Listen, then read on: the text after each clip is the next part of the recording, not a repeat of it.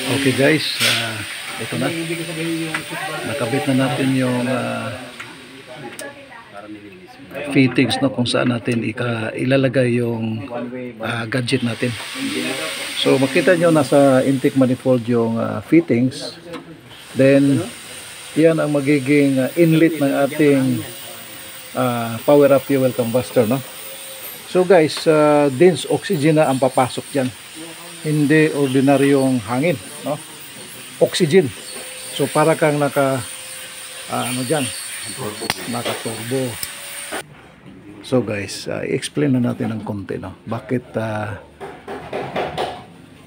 naging trending ito ngayon sa mga jeepney drivers, operators, no, ang power up.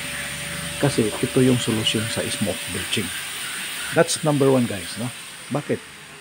Mawawala na yung usok sa kanilang makina. Kasi dense oxygen na ang papasok sa kanilang intake manifold.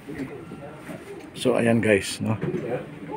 So isa pang benefit na makuha natin sa power of fuel combustor ay yung gaganda ang combustion ng ating makina. Bakit? Ano ba ang magagawa ng power up sa ating makina? So sa nasasabi ko na kanina, magiging dense oxygen ang papasok sa intake manifold. Hindi na siya guys ordinary hangin or air, no?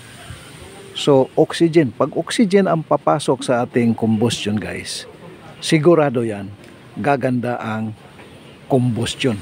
Meaning ang pagsunog ng diesel, no, doon sa loob ng combustion chamber ay magiging 100% na guys.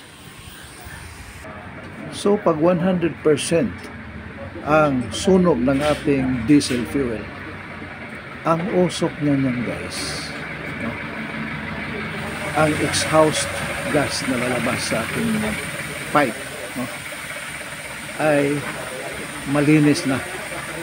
Okay? Assuming lang guys na walang problema yung mga mga injectors nyo. Okay? Kahit may kunting blow by yan,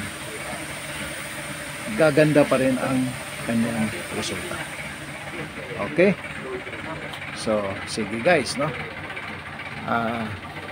Malapit nang matapos yung ayan guys, no? So, kakabitan na natin ng hose yan. Sakit tong hose mo para may...